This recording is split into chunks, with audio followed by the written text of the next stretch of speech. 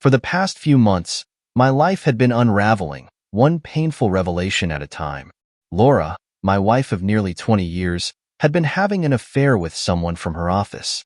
At first, I tried to convince myself that it was just my paranoia, that maybe her late nights and sudden interest in new clothes were just part of a midlife shift.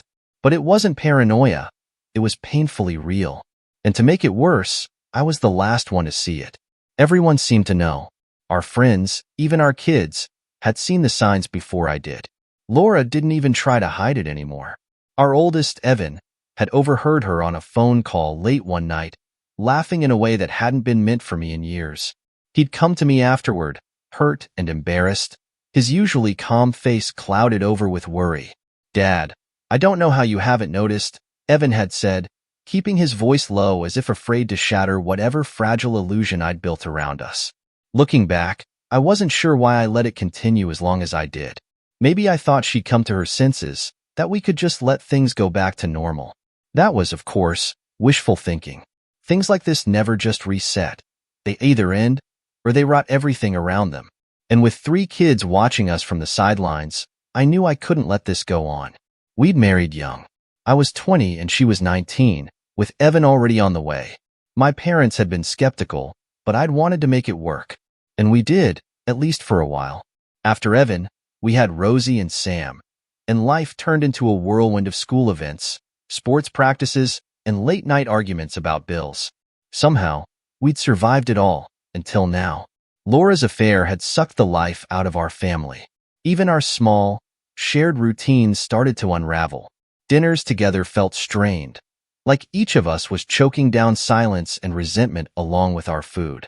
Evan avoided Laura whenever he could, and even the younger ones, Rosie and Sam, grew quieter around her.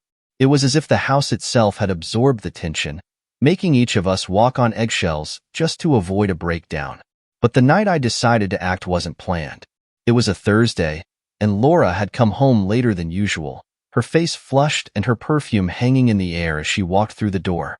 I watched her walk past me without a word, her heels clacking on the floor as she disappeared into the bedroom, probably to change out of whatever she'd worn for him. Something snapped in me then. I wasn't going to be the silent fool any longer. "Laura," I called, my voice steadier than I felt. I could feel the anger building in me, a kind of anger I hadn't let myself feel in years. She froze in the doorway, her back to me. "We need to talk." She turned slowly, her face barely masking her irritation. "Can it wait? I've had a long day." "A long day?" I repeated, and the bitterness in my tone surprised even me. "Sure, if by long day you mean spending it with your friend at that little motel off Route 17. I saw the color drain from her face, and for a moment, I almost felt pity. Almost. She opened her mouth, searching for some quick denial, but there was nothing she could say. We both knew it. She sighed, the tension slipping away as she folded her arms. "What are you going to do, Grant?" Her voice was tired, but not afraid. "Are you going to throw me out? Yell at me? Or are you just going to let this simmer like you've let everything else?" She was challenging me, daring me to do something. And maybe she was right. I'd always avoided conflict, thinking it was better for the kids if I kept the peace. But as I looked at her, all I could feel was the weight of every insult and every betrayal she'd quietly dealt me over the years. I realized I was done playing the good guy. I didn't want to just let her win this time.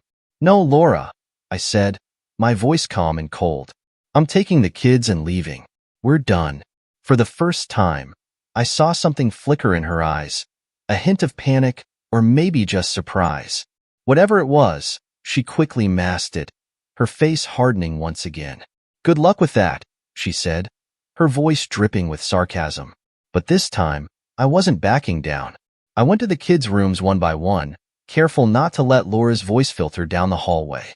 I found Evan first, sprawled on his bed with headphones on, his phone lighting up his face in the dark. When he saw my expression, he pulled off his headphones, frowning. "Evan, I need you to grab a few things, just the essentials," I said. "You, me, Rosie, and Sam. We're leaving tonight." For a second, he just looked at me, confused. But the hurt from the past months, the betrayal he'd witnessed firsthand, surfaced quickly in his eyes, and he nodded. Is Mom finally admitting to everything? He asked, voice low.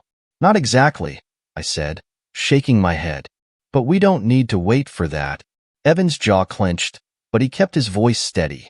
Where are we going? We'll figure that out. For now, just focus on getting out of here, I replied, hoping that my voice sounded more confident than I felt. In Rosie's room, the story was different. She looked at me with wide, searching eyes as I tried to explain, in the simplest terms I could, why we needed to leave. Rosie was 16, and while she was a bit too young to understand the depths of what her mother had done, she wasn't blind. She had noticed the late nights, the new clothes, and how her mother seemed. Somewhere else. Is this because of Mom? She asked, her voice barely a whisper. I nodded, unable to lie to her. Yes, honey, it is. But this isn't about running away. This is about us finally moving forward, and I promise, everything will make sense in time. She stared at me, her eyes glassy, but eventually, she nodded, swallowing back her questions as she went to grab a few things. Sam, the youngest at 14, was the hardest. He clung to the idea that things would just blow over, and that maybe, somehow, this nightmare could end with everything going back to normal. When I told him that we were leaving, he looked at me, horrified. Dad, we're coming back, right? This is just for the night, yeah? I put my hand on his shoulder, feeling my heart break just a little. No, Sam. We're going to a different place. We're starting over. It took him a moment, but finally, he gave a small, uncertain nod. I wanted to tell him it would all be fine, that we'd go somewhere bright and safe where things would be easy again. But I couldn't promise him that. None of us knew what was waiting for us on the other side of tonight. By the time I had everyone ready, Laura was still in the kitchen, hands wrapped around a coffee mug as if this was any other night. She didn't acknowledge us, didn't even turn around as we passed her on our way out. For a second, I almost felt like I was doing something wrong, like maybe I'd crossed a line I could never uncross. But that second passed, and I led my kids out the door and into the night. We piled into my old truck, the kids packed tight with their bags under their feet. The only sound was the hum of the engine as I started it up, my hands gripping the wheel harder than I intended. I looked in the rearview mirror at their faces, searching for something I could say that would make this right. But words failed me. Dad. Rosie's voice was small, hesitant. Yeah, Rosie? Are we really leaving forever? She asked, her voice trembling. I took a deep breath. We are, sweetheart. But you're going to be okay. I'm going to make sure of that. As we drove away from the house, I felt a strange mix of relief and dread. Relief because, for the first time in months, I wasn't watching Laura out of the corner of my eye, waiting for her to come clean or show some sign of remorse. And dread because I had no idea what was next. I had no plan, no safety net, just a truck full of my kids and whatever we could grab in 5 minutes flat. We found a small, cheap motel off the highway, the kind where you didn't have to look anyone in the eye or sign much of anything. I got us a room with 2 beds, squeezed myself onto a cot I dragged from the hallway, and we all settled in. It was far from comfortable, but we were together, and for now, that was enough. After the kids fell asleep, I lay there in the darkness, the hum of the highway outside lulling me into a restless haze.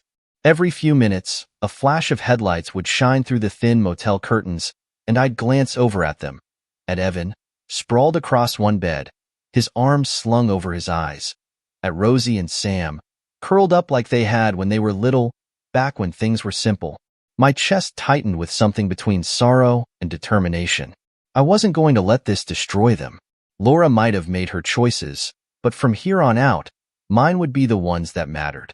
In the silence of the motel room, with only the soft breathing of my kids around me, I made a promise to myself. Whatever came next, I'd face it head on. For them. The morning light trickled through the thin curtains, casting a dim glow across the motel room.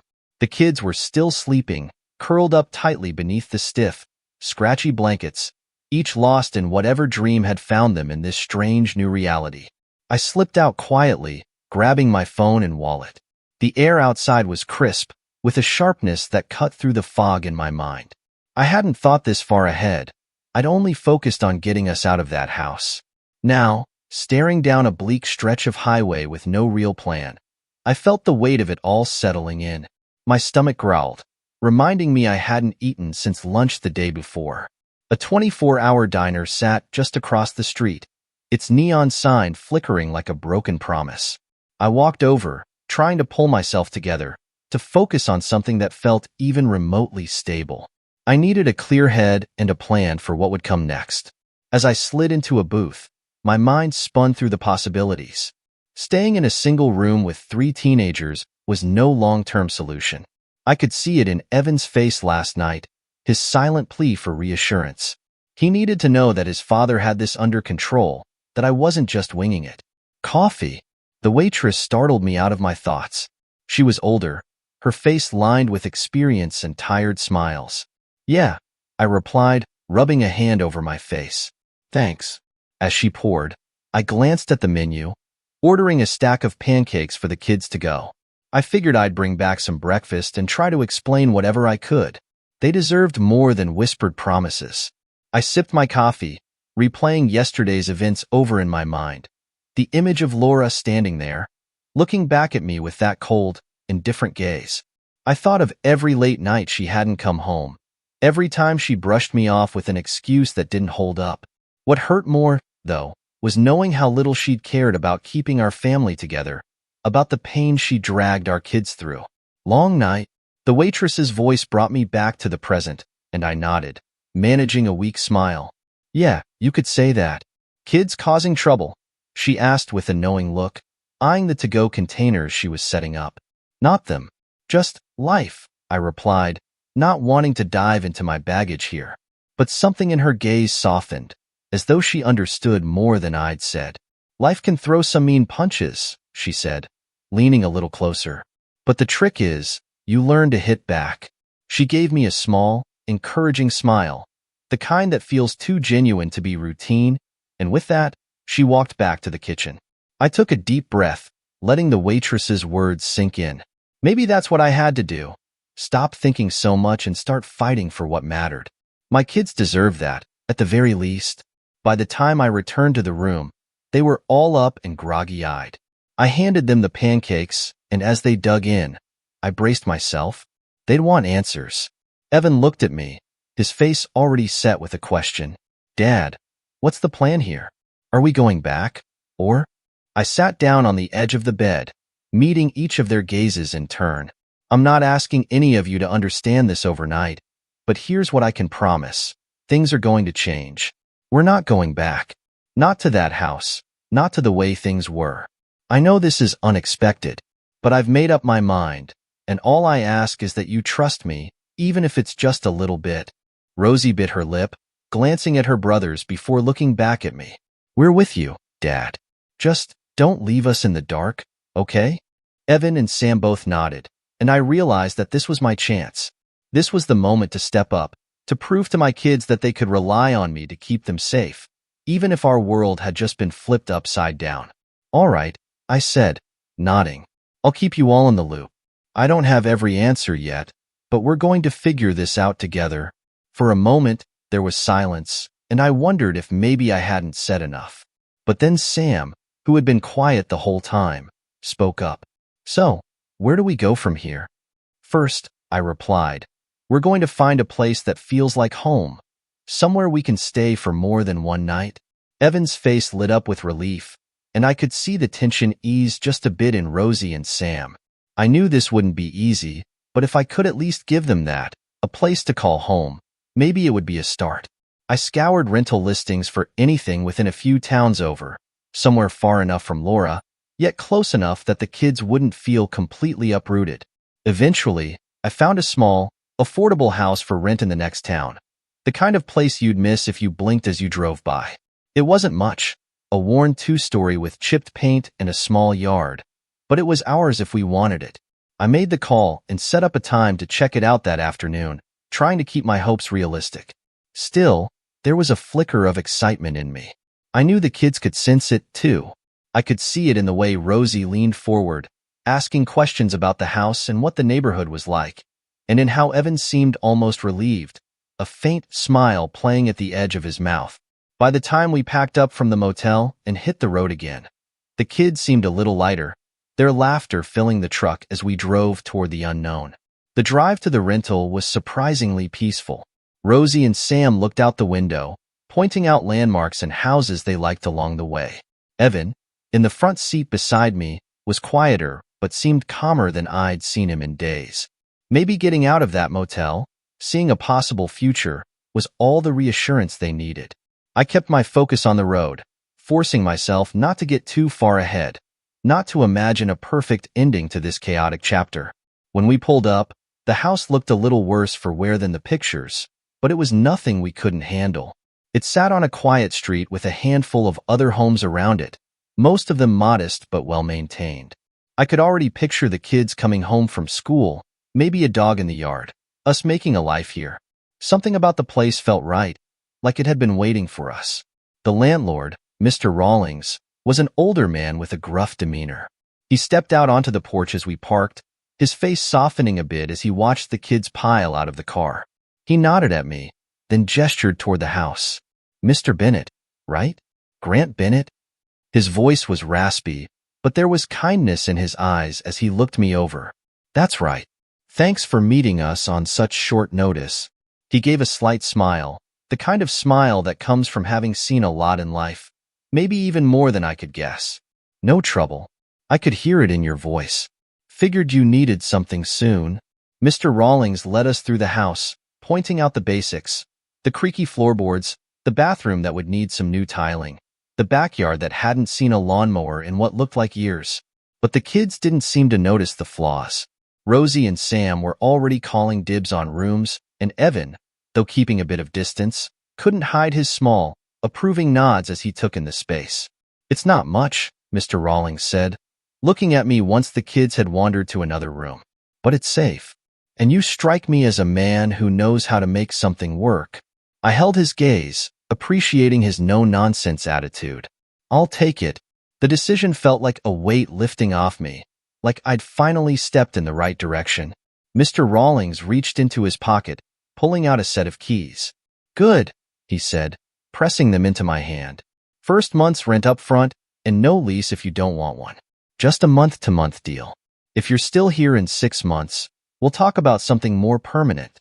I nodded, grateful. "We can work with that." By late afternoon, we were settled in the house, or at least as settled as 4 people with nothing but their bags and a handful of boxes could be. The kids spread out their things in their rooms, and I made a quick run to pick up some essentials: mattresses, a few blankets, groceries. It was rough around the edges, but it felt like a start. The first night in the new house, we all sat around the small kitchen table I'd picked up from a secondhand store, eating cheap pizza and talking about nothing in particular. There was a warmth here that we hadn't had in a long time. I saw it in Sam's eager chatter about his new school, in Rosie's hopeful glance around her room as if already making it her own. Even Evan, who'd taken on the role of quiet observer, looked like he was finally breathing again. After the kids went to bed, I sat in the kitchen alone, listening to the unfamiliar sounds of the house settling. My thoughts drifted back to Laura, to the life we'd built together, and how quickly it had all unraveled. I felt the bitterness rise, the sting of betrayal creeping in. But then I looked around at the empty, quiet house, filled with possibilities, and took a deep breath. This wasn't about her anymore. This was about my kids, about giving them a place where they didn't have to worry about the mess we'd left behind. Just as I was about to call it a night, my phone buzzed, and Laura's name lit up on the screen. Part of me wanted to ignore it, to let her feel the silence that had settled between us since I walked out. But I picked up, knowing I couldn't avoid this forever. "Grant." Her voice came through, hesitant, almost wary. I didn't expect you to actually leave." I held back a bitter laugh. "Well, I didn't expect you to bring another man into our lives, so I guess we're even." She sighed, and for a moment there was only the sound of her breathing. "I didn't mean for it to turn out this way. Didn't you, though?" I said, unable to hold back. "You had every chance to stop this, to fix it." There was a long silence, and for a moment, I thought maybe she'd hung up. But then she spoke again, her voice barely a whisper. "Where are you? Where did you take them?" "That doesn't matter," I replied. What matters is that they're safe. And they're going to stay that way. She let out a shaky breath, and I could almost picture her on the other end of the line, clutching the phone, her face a mixture of guilt and frustration. This isn't fair, Grant. You can't just take them from me. I felt a surge of anger. You took something from us, Laura. You put all of us second to whatever it is you thought you'd find with him. Now you want me to act like that doesn't matter. I know I made a mistake, but the kids, they're better off with me. I cut her off, my voice firmer than I'd expected. Until you can prove otherwise, this is the way it's going to be. She was silent, and I knew there wasn't anything else to say. I ended the call, setting the phone down with a finality that felt almost liberating. Whatever came next, I would face it. But for now, I'd finally reclaimed a part of my life. And as I turned off the kitchen light, heading to bed, I felt a glimmer of peace, like the pieces were finally starting to fall into place. The first few days in the new house felt like an odd kind of freedom. Without the constant tension, it was almost like we could breathe again, each of us finding a rhythm in our own space. I spent the mornings helping the kids get ready for their new schools, trying to give them the sense of stability they'd been missing for so long. Evan, as usual, kept his emotions close, but I could see him taking on the role of protector for Rosie and Sam, as if he were determined to make up for the lack of stability they'd had at home. But just when I thought we might finally have found a little peace, the letter from Laura's lawyer arrived. The formal envelope sat on the kitchen counter, an unwelcome reminder of the loose ends I'd tried to ignore. I opened it slowly, feeling the weight of its contents before I even read the words. The letter wasn't just about dividing assets or selling the house. Laura was formally filing for joint custody and even implying she would pursue full custody if I didn't cooperate. She wanted to discuss future arrangements with the kids, as if one conversation could make up for the months of neglect and the betrayal she'd so freely indulged in. It was clear she was planning to fight, and I had a feeling that whatever her motivations, they weren't about the kids. I'd thought about ignoring the letter, pretending it didn't exist, but I knew that wasn't an option. If I wanted to protect my kids, I had to face her head-on. So I made the call, reluctantly agreeing to meet her at her lawyer's office that afternoon. I could only hope that this meeting wouldn't completely unravel the fragile stability I was trying to build for my family. When I walked into the lawyer's office, Laura was already there, seated across from a man in a gray suit who looked just as uncomfortable as I felt. She glanced up at me, and for a second, I saw something in her eyes. Hesitation, maybe, or regret. But it was gone as quickly as it came, replaced by that hardened look she'd worn for months. "Grant," she said, nodding as if we were strangers meeting over a business deal. "Laura," I replied, taking my seat opposite her, bracing myself for whatever she had planned. Her lawyer cleared his throat, shuffling through a stack of papers.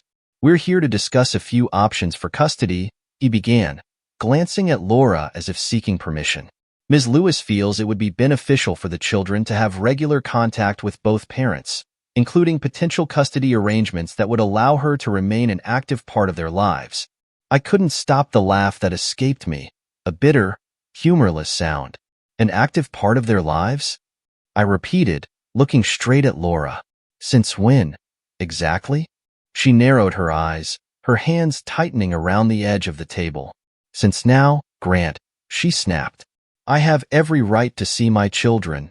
"Oh, suddenly interested in parenting, are you?" I shot back. "Because when you were sneaking around behind everyone's backs, they sure didn't seem to be much of a priority." Her face flushed, and for a moment, I thought I'd hit a nerve. But then she leaned back, taking a slow breath, her expression hardening once again. "I made mistakes," she said, her voice lower now, almost resigned. "I'm not denying that. But the kids are still mine, too, and I don't intend to lose them."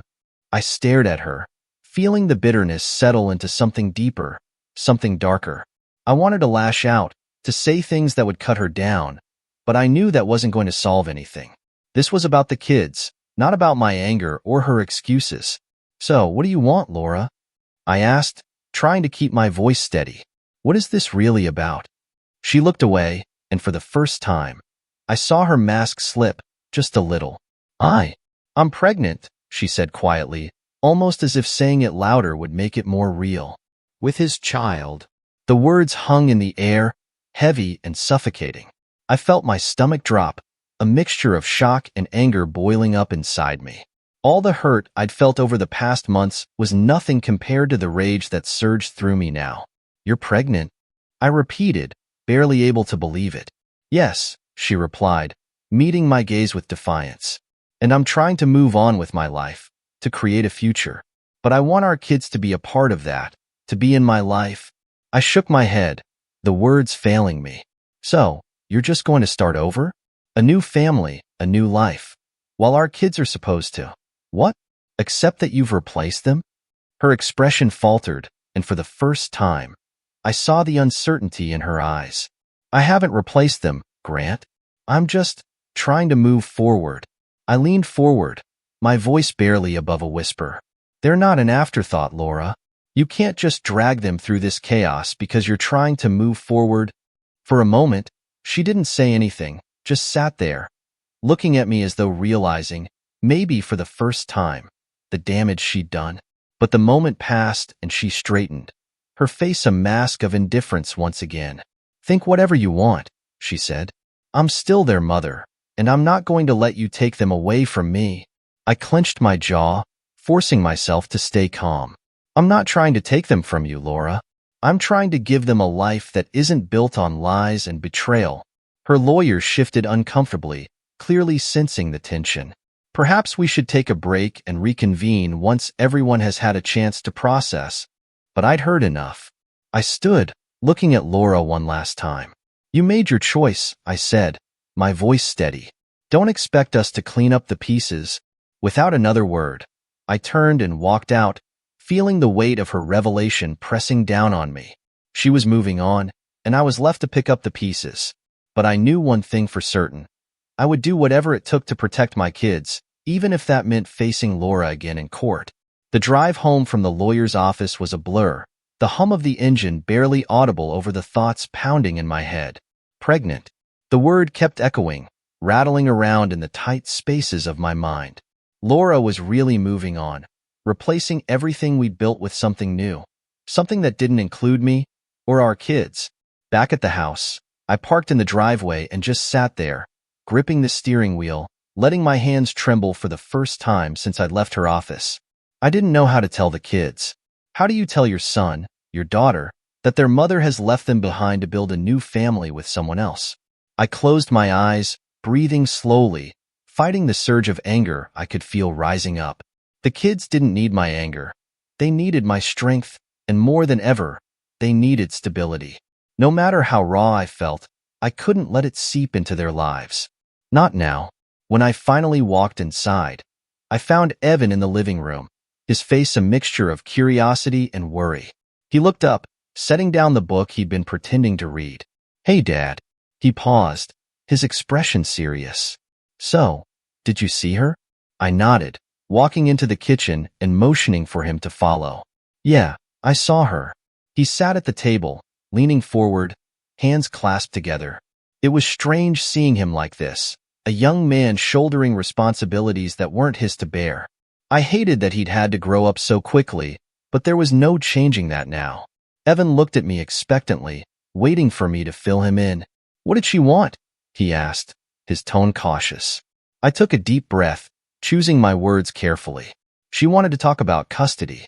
She thinks you and your siblings should be spending time with her. Claims she still wants to be in your lives." Evan frowned, his gaze darkening. "She can't just come back and act like everything's normal." "No, she can't," I said, my voice calm. "And I'm not going to let her disrupt things for you. But there's more." I hesitated, struggling to find a way to soften the blow, but there was no easy way to say it. "She's pregnant. With his child." For a second, there was only silence. Evan's face went blank, the shock hitting him like a wave. He shook his head slowly, like he was trying to make sense of words that shouldn't belong in our world. Finally, he looked down at the table, his hands clenched into fists. "So, that's it? She's just starting over?"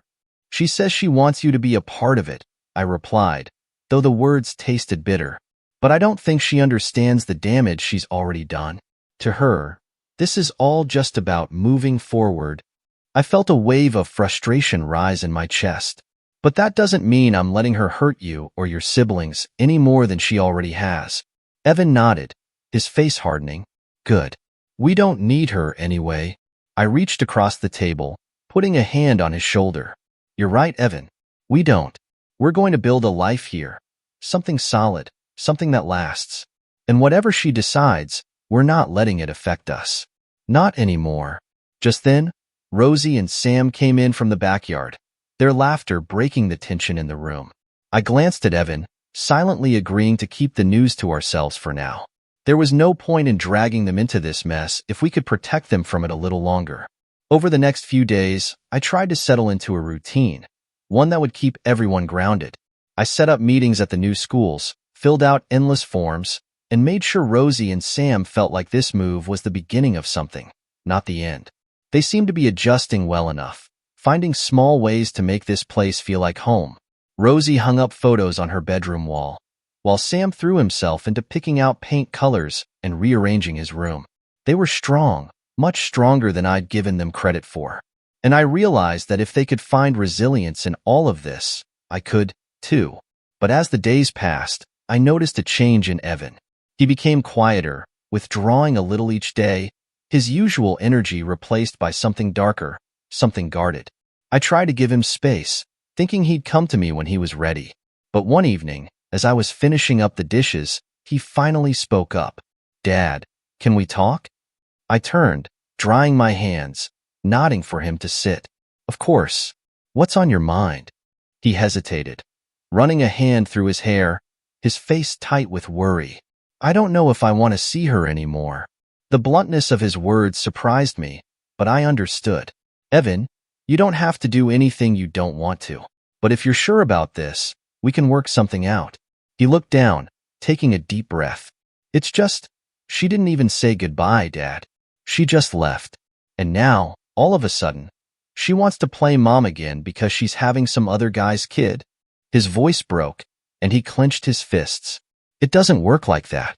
You can't just pick and choose when to be family. I felt a swell of pride and sadness all at once. I wanted to protect him from this pain, but I knew it was part of the process. Evan, I said gently, you're right. Family isn't something you can just turn on and off. And I promise, you don't have to go through this alone. Whatever you decide, I'm here. He nodded, his expression softening as he met my gaze. Thanks, Dad, for not just letting her walk all over us. As I looked at him, I felt a deep resolve take hold. I wasn't just here to be a stand-in for the family she'd abandoned. I was here to be the father they deserved. And no matter what came next, I wasn't going to let anything, or anyone, come between us again. The weeks passed slowly, the chill of fall settling over our new town. The kids were getting into their routines. Evan joined the track team. Rosie found herself swept up with a group of friends who shared her love for art. And Sam had finally gotten his room painted the electric blue he'd insisted on. I could see the pieces of their lives falling into place, each of them finding their footing. As for me, I was doing my best to be the father they needed, to be the one they could count on.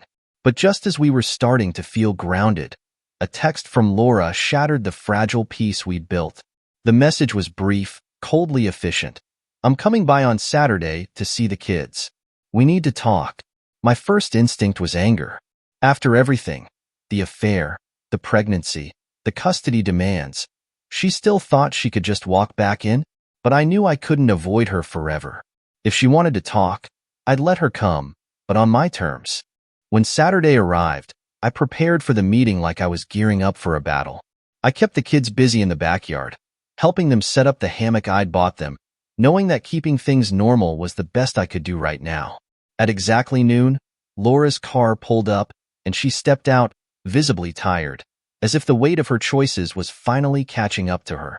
I walked out to meet her before she could come up the steps. Laura, I said, keeping my voice steady, we can talk here. She took a shaky breath, glancing past me toward the house where our kids were playing in the backyard. I'd like to see them, Grant. I shook my head. Not right now. We need to get a few things clear first. She folded her arms, her gaze dropping to the ground. Fine. I didn't want it to turn out like this, you know? Then why did you let it? I replied, surprised by the calm in my voice. She looked up, her expression a mixture of regret and frustration. You think it was that simple? That I wanted any of this? I don't know what you wanted, I said, holding her gaze. But I do know that every choice you made was your own. And now, I'm the one who has to hold this family together because you chose to walk away. She sighed, her shoulders slumping. I'm sorry, Grant, for everything. But I need to know if they'll even speak to me. This child I'm having, it doesn't replace them. I just want them to be part of my life. I want them to know I still care. The words sounded hollow to me, but I could see she believed them, at least in part.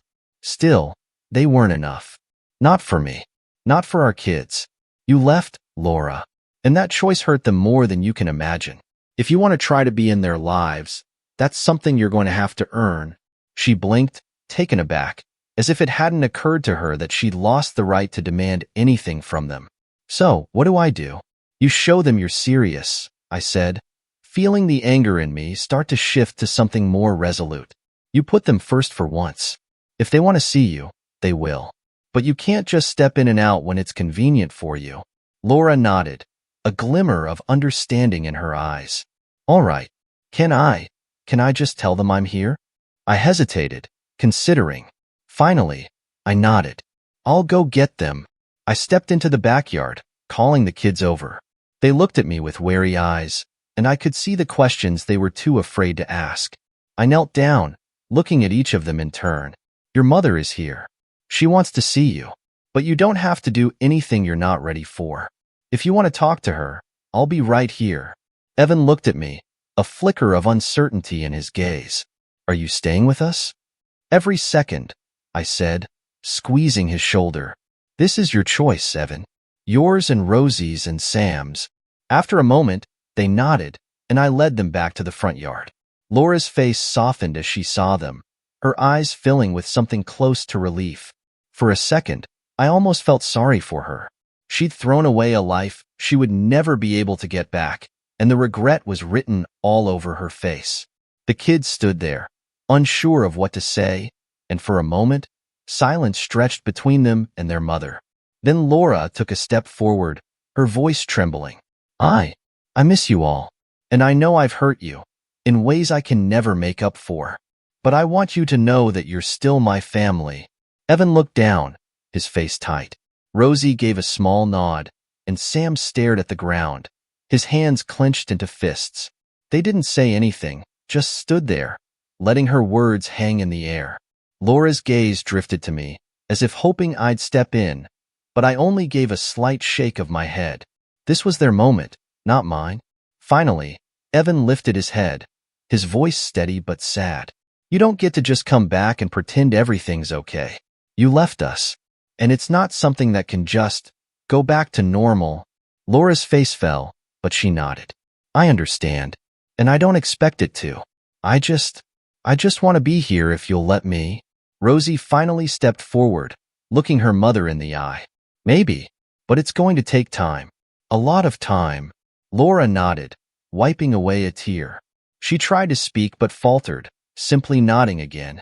It was a fragile, broken attempt at healing, but maybe that was all it could ever be. With a small, almost invisible nod, Evan turned and led his siblings back inside. Laura stood there, watching them go, her face a mixture of hope and sorrow. I walked over to her, keeping my voice low. This isn't easy for them, or for me, but if you're serious, you'll find a way to prove it. No more games, Laura. She nodded, her eyes downcast. Thank you, Grant. I didn't say anything else. I watched as she got back into her car and drove away, disappearing down the street. I turned to look at the house, where my kids were waiting for me. They'd seen things that no child should have to witness, felt pains that weren't theirs to bear. And yet, they were still standing, still finding strength in each other, in us. That night, as I stood in the quiet house, I felt a sense of peace I hadn't known in years. Laura's choices were her own, but here, in this home we'd made, I knew my family had a chance to heal. The pain wouldn't disappear overnight, but we'd build a life here, brick by brick, memory by memory. And together, we'd find our way forward.